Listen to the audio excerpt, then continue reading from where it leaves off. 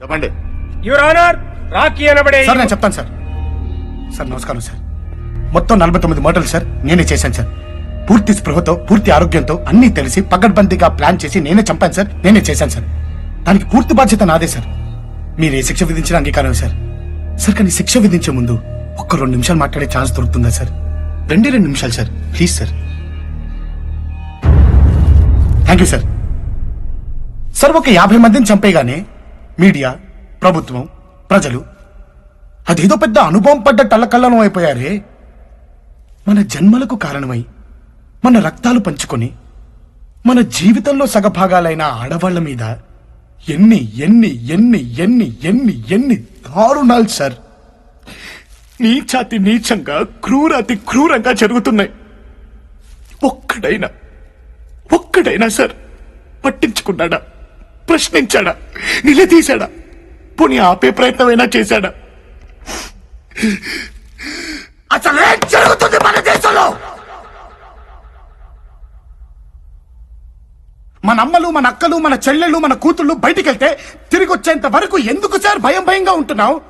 బిక్కుబిక్కుమంటూ ఎందుకుంటున్నావు? అరే వాళ్ళెవరో అడవుల్లోకి బాంబులు మధ్య లేదా ఎడారుల్లోకి వెళ్ళిపోతున్నారా? అరే మనలాంటి మనుషుల మధ్యకే కదా సార్ వెళ్ళేది.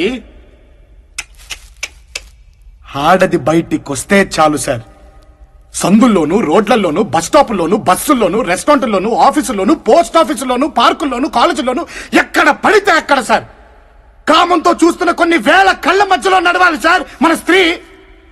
ఎప్పుడు ఎవడు ఎక్కడ ఏం చేస్తాడనే భయం సార్ మనకి. అరే స్త్రీ అంటే సెక్సేనా? ఏంటి సార్ ఈ పరిస్థితి? దరిద్రం. పుణ్యభూమి, వేదభూమి, కర్మభూమి ఇలా ఎన్నో పేర్లున్న మన దేశానికి ఈ కర్మేంటి సార్? మాతృదేవో భవ అని మొదటి నమస్కారం స్త్రీకే పెట్టమని చెప్పిన మన భారత సంస్కృతి ప్రపంచానికి చాలా నేర్పించింది. కానీ మనకే ఏమీ నేర్పించలేకపోయింది. ఇదే దేశంలో రావణాసురుడు అనే ఒక సెక్షువల్ పర్వర్ట్ ని సీతమ్మ తల్లిని ఎత్తుకెళ్లాడని కోతులతో కలిసి వాడి సామ్రాజ్యాన్ని సర్వనాశనం చేసిన రాముణ్ణి చూసి మనమే నేర్చుకోవాలి సార్. ఒక ఆడదాన్ని కొంగు లాగితే 18 లక్షల మందిని పిచ్చి కుక్కల్ని చంపినట్టు చంపిన మహాభారతాన్ని చూసి మనమే నేర్చుకోవాలి సార్. నేర్చుకున్నాం సార్. ఆడవాళ్ళని ఎత్తుకెళ్ళిపోవటం, చీరలు లాగటం. Great country sir. Salute to my country and my culture. Salute sir. Police స్టేషన్లు, కోర్టులు, కమిషనర్ ఆఫీసులు, సెక్యూరిటీలు, సెక్రటేరియట్లు, ఎక్సెట్రాలు ఇలా ఇవన్నీ మనం సవ్యంగా నాగరికంగా బతకడం కోసం వేల లక్షల కోట్ల ప్రజల సొమ్ముతో మన కోసం మనం నడుపుకుంటున్న ప్రపంచంలోనే అతి పెద్దదైన డెమోక్రటిక్ సిస్టమ్ లో ఆడదానికి సేఫ్టీ లేదు సార్. మారాలి సార్. ఈ పద్ధతి మారాలి సార్. సార్ మార్పు అనేది ఏదో ఆకాశం నుంచి ఊడిపడదు సార్, మనలో రావాలి సార్. మనందరిలోనూ రావాలి సార్. మన అమ్మలు మనల్ని భద్రంగా కడుపులో దాచుకుని కాపాడి కని పెంచినందుకు కనీస కృతజ్ఞతగా మన చుట్టూ ఉండే ఈ ఆడవాళ్ళని గుండెల్లో పెట్టుకుని కాపాడుకోవాలి సార్. శిక్షలు వేయటం కాదు సార్, మా అందరి చేత పెద్దవాళ్ళ శిక్షలు చదివించండి సార్. నా ఈ ఆటవిక అనాగరిక సమాజాన్ని తీసుకెళ్లి మళ్ళీ బడిలో వెయ్యండి సార్. ఆడవాళ్ల గురించి చదివించండి సార్. అమ్మతత్వం నేర్పండి సార్. అంతే sir. Thank you sir. Thank you.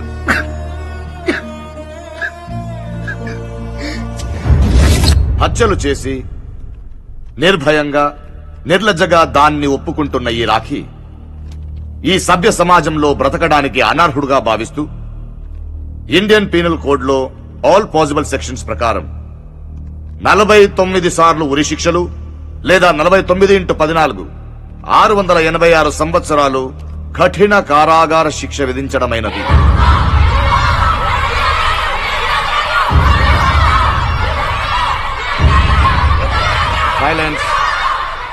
Silence. ఒక్క నిమిషం.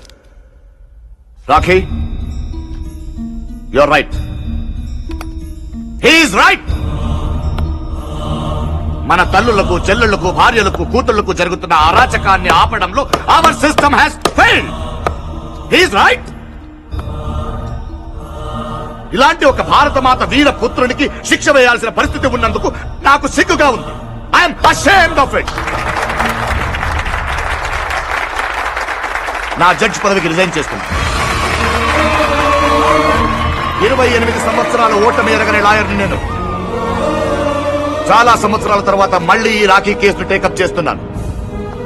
హైకోర్టు, సుప్రీంకోర్టు, పార్లమెంట్ మొత్తం కదిపైనా సరే రాఖీని బయటకు తీసుకొస్తాను. వీడు మన దేశానికి కావాలి. చాలా మంది రాఖీలు కావాలి. రాఖీ జిందాబాద్.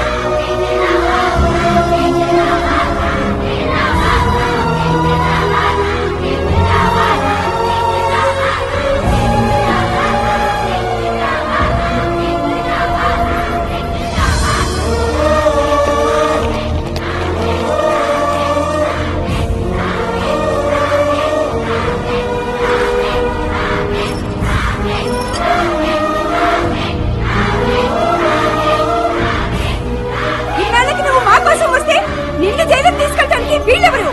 దీనికి మేము ఒప్పుకోం.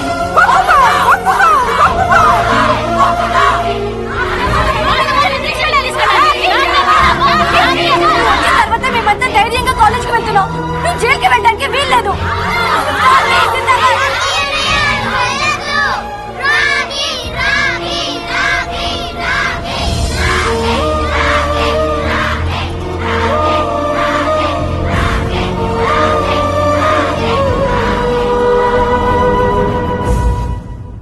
దయచేసి నన్ను హీరోని చేయకండమ్మా.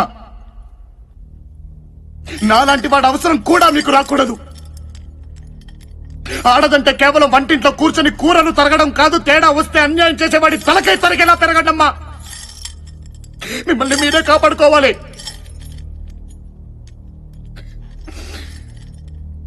వస్తానమ్మా. నీ యజ్ఞం మెచ్చి నింగి అక్షింతలు చల్లాలి. నీ పాదం తడిని పుడమి తల్లి ముద్దు పెట్టాలి. తెలుగు తల్లి వీడే నా బిడ్డని గర్వించాలి. దేశ ఆడపడుచులింక నిర్భీతిగా బ్రతకాలి.